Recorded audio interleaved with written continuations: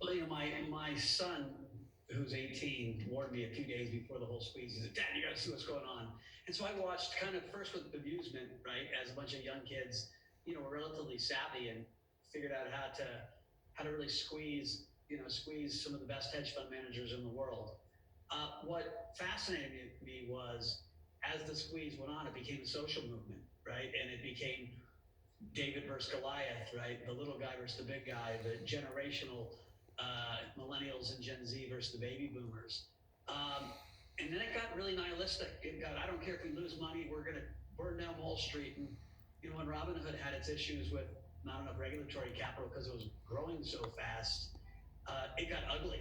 There were death threats. There was just an anger that I don't see in markets often, right? It was an anger that was reminiscent to the anger at the Capitol 3 weeks earlier, where they were tearing down, our sacred institution. And so I found the whole thing fascinating. I found it frustrating as well, in that there were senior people, right, guys that should know better, that were egging on this horde. And it wasn't the social side, but I was like, GameStop was trading 20, $30 billion a day. And so guys that got in early, great, but you were bringing in all kinds of new participants at levels that were guaranteed losers. And so now we've had to go from 500 back to 100, on its way back to 46. And, there's a lot of people that lost a lot of money that didn't have to. And, listen, that's the markets. You can say we're all big boys, but it felt like we worked the little guy into a frenzy, the retail investor, and they sucked in tons of new people at bad levels. Right. So did you have a position at any point in all of this? Because I was wondering, because you did put out that tweet in the middle of it, comparing it to Black Lives Matter and comparing it to the Capitol insurrection. So just for full transparency, were you just an Yeah, listen, observer, or do you have position? when it got very high and stupid levels, I was lucky enough not to be short. I don't spend that much time in the stock market. Um, I did a lot of selling of the XRT, which is the retail, ETF, which has a lot of GameStop and other names like that in it.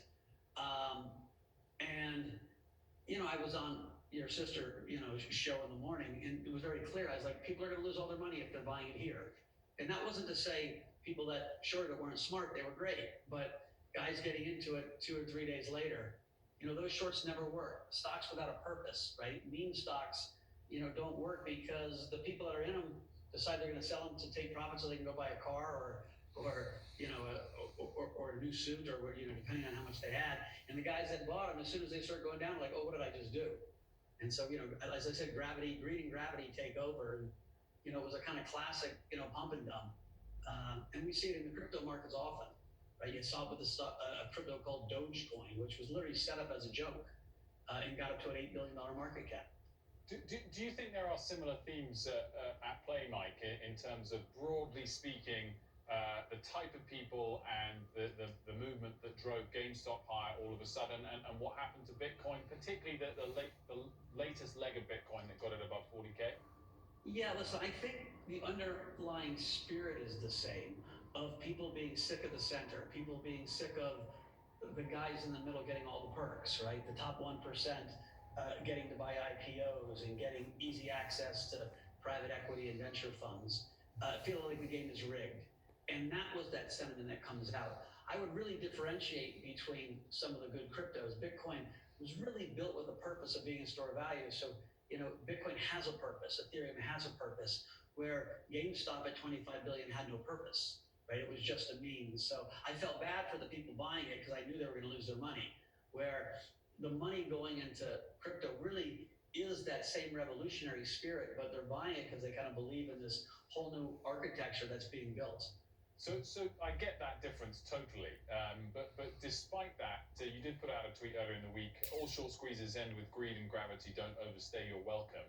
Do you apply any of that sentiment to Bitcoin? The don't overstay your welcome point in terms I don't yet. Listen, so there was a squeeze in a token called the XRP, right? It went from 25 to 70, and I was like, yeah, it's going to go right back down. And it went right back down. Same with Doge. And so even within crypto, there are things that got squeezed that don't really have the community building on it, don't really have the purpose. Are a lot of people in Bitcoin? Yes. Are a lot more people getting into Bitcoin? Shockingly so. Michael Saylor, who runs a MicroStrategy, right, who's famously gotten into Bitcoin with his corporate, has a 2-day online seminar for CFOs and CEOs. And it literally, there were so many people trying to get on it today. The internet broke a few times. I mean, he's had over 1,500 CEOs and CFOs, dialed in all day, learning about how he bought Bitcoin, why. I'm speaking on his thing tomorrow at 4. And so he's got service providers, and there's an unbelievable appetite right now for corporates, for institutions, for big banks to learn about this system. I mean, I literally spend all my day literally on the phone or on Zooms educating new investor groups. And so I think we're really early still in this shift in crypto. Well, sort of on a related note, but back to the Reddit drama for a moment, the SEC is going to be looking into this. We know that, whether anybody had ties to the company or whether there were big institutions sort of egging these retail traders on or posting on social media. Are you looking at that as a Bitcoin investor for a precursor on what could come? Do you expect a more tough regulatory regime from the Biden administration on Bitcoin? I don't. Listen, Gary Gensler is the new head of the SEC. He taught a class on blockchain at MIT. I was actually lectured her once. But Gary is very fair. He's very progressive. I think if anything, he's going to look at the banks as these big rent takers and say, well, why are we charging so much on ATM fees? He understands crypto. I think he'll regulate crypto in a fair way. I think there'll be a good set of rules, and I think all systems need a set of rules. And so the more clarity we get, what was frustrating with Jay Clayton is he never said anything. And so the crypto group was trying to figure out what was okay and what wasn't okay. The moment there's a clearer set of rules, you're going to see a ton more acceleration. Going back, sort of similar, Mike, to my last question, but not quite the same, is do you fear the sentiment might shift, even though people might have bought the two assets for completely different reasons, long-term versus short-term, etc.? Do you fear a shift in the retail investor's mindset if they've experienced losses for the first time in a big way over the last month that maybe they didn't over the prior year or two, and that could affect whether it's Bitcoins of this world or Teslas of this world or the broader markets in total? Listen, we are in a asset-led bubble collectively fueled by Chairman Powell.